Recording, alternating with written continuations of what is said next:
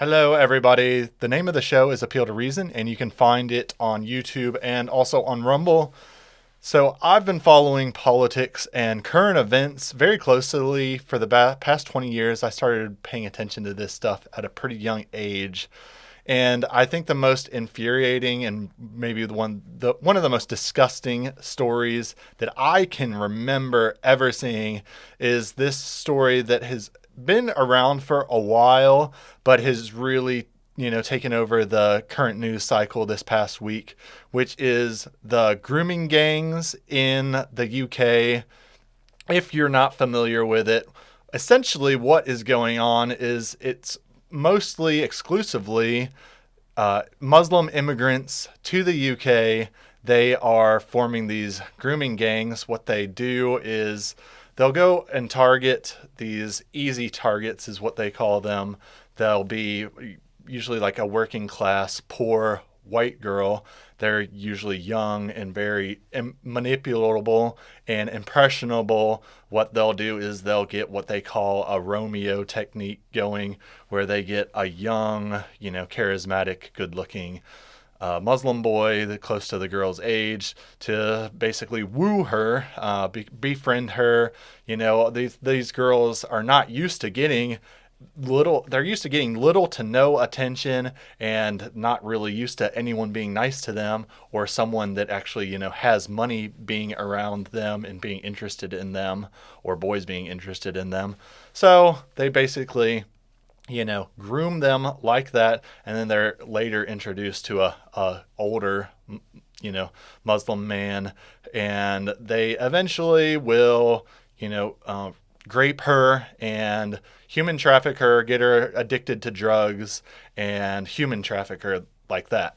It's a tried and true technique that's been used by human traffickers all over the world, but it's a real problem among the Islamic community in the UK, and it's really been covered up by the government, which makes it all that more disgusting, all that more depraved, and all that more of a scandal. You might be like me and say, okay, this is happening in the UK. Nothing that has happened in the UK has been relevant to us since 1776.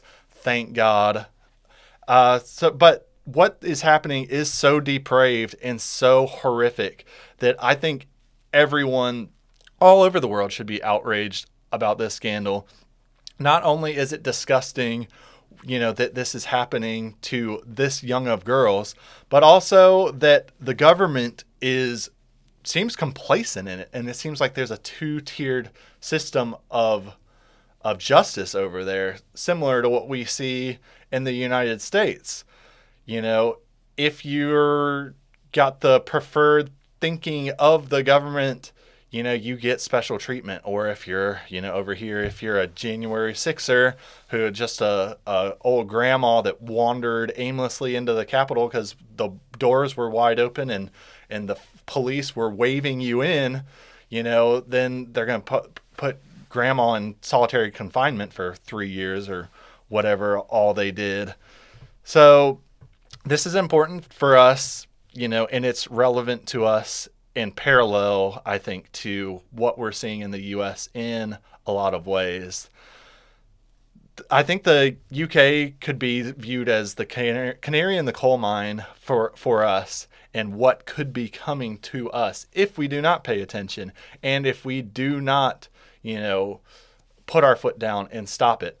We've seen unfettered immigration to the U.S. under the Biden administration, which, thank God, there is the Atlantic Ocean between us and Europe, because if, we are a part of Europe, things would be so much worse for us on the immigration front.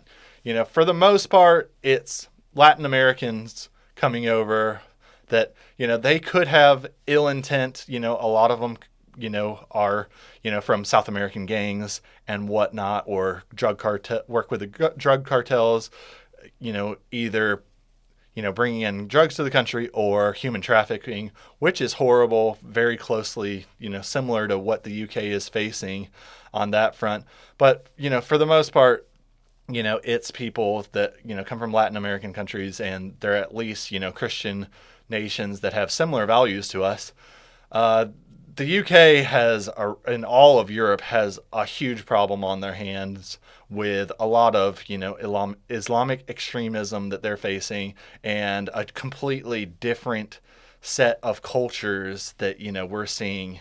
This all reminds me of back in 2015 when Ben Carson was running to be the Republican nominee for president, and a reporter asked him if he would take on a Muslim to be in his cabinet. And Ben Carson gave what I feel like is a completely reasonable and rational answer. And he said, if this guy has Muslim tenets, then he's probably not compatible with my administration or, the values that we have here in the United States. And so, no, I wouldn't have him in my administration.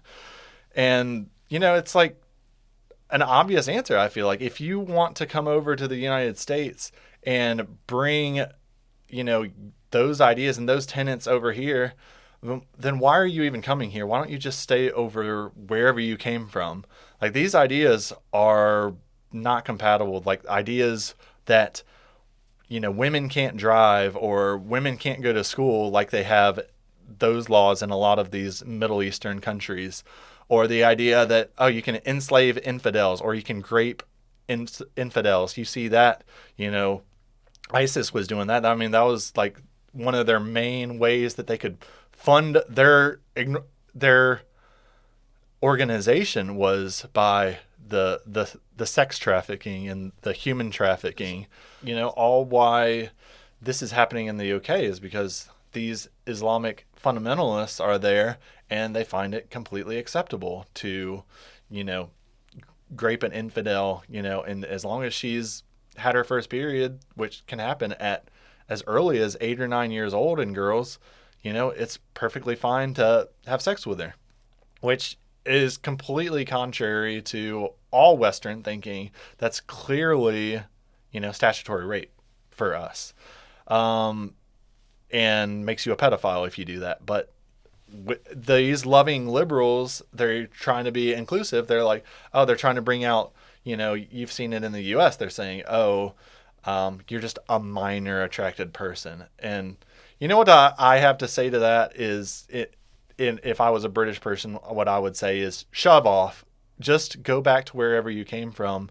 And, all cultures are not the same, and all cultures are not equal. Probably the worst part about all this is the way that the UK government is responding to it, and basically sweeping it under the rug and covering it up, because they're more worried about the Brits having negative feeling towards immigrants and than they are about, what's happening to these girls. And the police are spending all their resources, arresting Brits and visiting Brits that have made what they call hate speech, ex posts.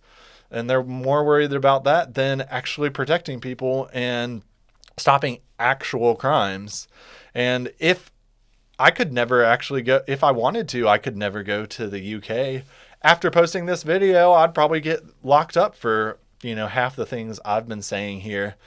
And another way that this is relevant to us over here in the US is, this is what I think a lot of the people in the Democrat Party want for our country.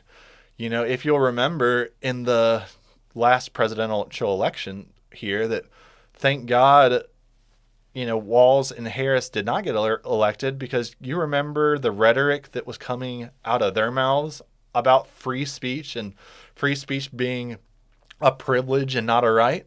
If you don't remember, let me refresh your memory here and play a clip courtesy of AM News. He has lost his privileges and it should be taken down. And the bottom line is that you can't say that you have one rule for Facebook and you have a different rule for Twitter. The same rule has to apply, which is that there has to be a responsibility that is placed on these social media sites to understand their power. They are directly speaking to millions and millions of people without any level of oversight or regulation. I think we need to push back on this. There's no guarantee to free speech on misinformation or hate speech, and especially around our democracy. This is completely disturbing to hear coming from who could have been the president and vice president of the United States if the election had gone a little bit more different. So we need to pay attention to what's happening in the UK and make sure that it never happens here. If you enjoyed this video, please give me a like and smash that subscribe button and share this video with your friends.